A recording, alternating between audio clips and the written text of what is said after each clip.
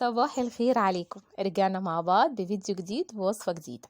والنهاردة هنعمل مع بعض شوية بتنجان مخلل بخلطة مشطشطة. طعمها حلو جدا ومظبوطة بيحلي أي أكلة.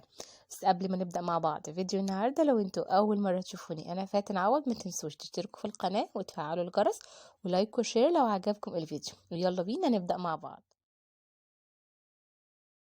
اول حاجه هنجيب البتنجان بتاعنا بتاع التخليل، البتنجان الاسود طبعا بتجيبوا اي كميه انتوا عايزين تخللوها.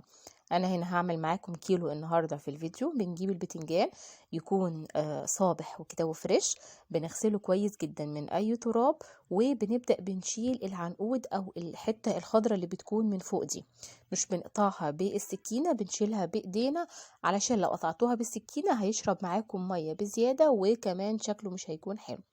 كمان البتنجان لما تيجوا تنقوه، بننقي البتنجان يكون صغير شوية او بالحجم ده اللي انا مستخدماه، ما تستخدموش حجم اكبر من كده عشان يكون طعمه حلو معاكم في الاكل، وكمان يتشرب التتبيلة كويس جدا ومظبوط. بنخلص كل الكمية بنفس الطريقة بايدينا بس، وبنشيل الجزء الاخضر اللي من فوق.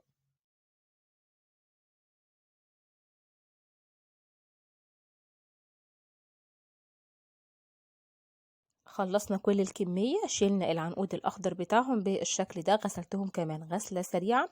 بعد كده قبل ما نسلقهم أو نقليهم على حسب انتوا لو حابين هتعملوه ازاي، بنيجي في المرحلة دي وبالسكينة بفتح البتنجانة بالشكل ده. بنفتحها بالطول زي ما بنفتح الساندويتش كده، بس ما بنوصلش للآخر بالسكينة علشان لما نيجي نحشي بعد كده الحشوة تفضل من جوه وكمان تتبل البتنجان. فتحناهم كلهم بنفس الطريقة. بعد كده هنجهز المية اللي هنسلق فيها البتنجان بتاعنا.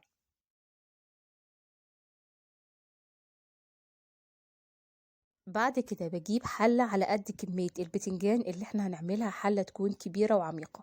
بنحطها على النار وبنحط فيها مية. أول ما المية بتغلي بننزل بمعلقة كبيرة من الملح، أو على حسب كمية البتنجان اللي انتوا هتعملوها. بعد كده هنزل بكل كمية البتنجان بغمرها في المية اللي بتغلي، وبنرجعهم كمان مرة على النار. اهم حاجة واحنا طول ما البتنجان بتاعنا على النار بنفضل بنضغط عليه عشان اتأكد انه كله هيستوي سوا واحد، وهيطلع كمان معاكم مظبوط. هياخد تقريبا على النار من ربع ساعة لتلت ساعة، على حسب الكمية اللي انتوا هتسلقوها من البتنجان او الكمية اللي هتخللوها. بفضل بضغط عليهم طول ما هم على النار بالشكل ده زي ما انتوا شايفين، لحد ما كل البتنجان بتاعي اتأكد ان هو استوى وجاهز بعد كده ان احنا نخرجه ونعمل الخلطة بتاعة الحشو.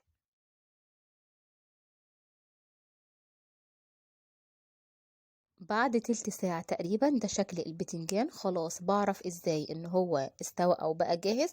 باخد بتنجانة بضغط عليها بلاقيها طرية بالشكل ده، مش ناشفة. كده بعرف ان كل الكمية بتاعتي استوت والبتنجان جاهز ان احنا نخرجه.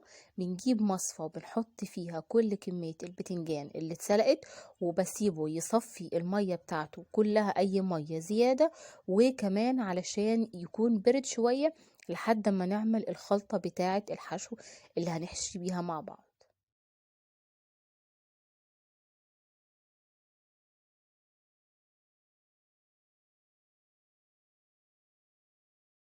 هنسيب البتنجان كده يبرد على جنب، وتعالوا نعمل الخلطة اللي هنحشي بيها. عندي في الكبة هنا نزلت بفلفل أخضر بارد، وكمان فلفل أحمر حار. تقدروا كمان تزودوا فلفل أخضر حار لو انتوا حابين. عليهم هنزل بجزراية كبيرة متقطعة مكعبات صغيرة بالشكل ده. كده كده احنا كل الحاجات دي هنفرمها كمان مع بعض. وعليهم هنزل بمعلقة كبيرة من هريسة الشطة أو هريسة الفلفل الأحمر الحار. عملناها مع بعض قبل كده، تقدروا ترجعوا للفيديو، كمان هسيب لكم اللينك بتاعه في صندوق الوصف. نزلت بمعلقة كبيرة. هنزل بعد كده بكمية من الملح، معلقة كبيرة كمون وكزبرة، وكمان نص معلقة صغيرة من الثوم المفروم، وهضيفهم على الخلطة في الكبة. اخر حاجة عليهم هنزل بربع كوباية من الخل، او كمان تقدروا تزودوا عصير ليمون، بس طعم الخل بيكون احلى في البتنجان المخلل. بعد كده هفرمهم كويس جدا. انا عايزه الخلطه دي تكون مفرومه فرم خشن شويه، مش ناعم قوي ومش خشن قوي. يكون في قطع صغيره كده من الجزر ومن الفلفل بالشكل ده. كده الخلطه بتاعتي بقت جاهزه. ويلا نجيب البتنجان عشان نبدا نحشيه مع بعض ونشوف هنحتفظ بيه ازاي. عندي البتنجان صفى اي ميه زياده فيه، اتاكدنا ان هو برد. تعالوا بقى كده نبدا نحشيه مع بعض. بنجيب علبه تلاجة او اي علبه اللي احنا هنحتفظ بيها في البتنجان جواها في التلاجة. وببدا باخد البتنجانه بفتحها كده من النص، وبحشيها بمقدار معلقه صغيره من الخلطه اللي احنا عملناها. بتحشوا كل الكميه، برصهم جنب بعض بالشكل ده في العلبه لحد ما بتخلصوا كل الكميه. هيفضل معاكم في التلاجة تقريبا من أسبوع ل10 أيام، وهيكون طعمه حلو جدا، وكل كمان ما بيقعد كل ما هيتشرب من التتبيلة أكتر وأكتر. كمان بنفس الطريقة دي تقدروا تعملوا لو انتوا البتنجان مش حابين تعملوا مسلوق، تقدروا تقلوه وتحشي بنفس الخلطة. بس البتنجان المقلي بيكون عمره قصير شوية، لازم يتاكل في نفس اليوم أو تاني يوم بالكتير، على عكس البتنجان المسلوق. الطبق ده طبعا بيليق جنب اي اكله، ما بيقولش لا، جنب شويه بصاره، شويه عدس، كشري اسكندراني، جنب السمك، كل الاكلات كمان بيحليها. وجنب يا سلام لو جنب الفول والطعميه. بنحشي كل الكميه لحد ما بنملى العلبه بتاعتنا بكل البتنجان اللي احنا عملناه. على الوش لو زاد معاكم اي خلطه بحطها كده على الوش وبنغطيه. بنقفل العلبة وبندخله التلاجة زي ما قلت لكم، هيقعد معاكم من أسبوع ل10 أيام.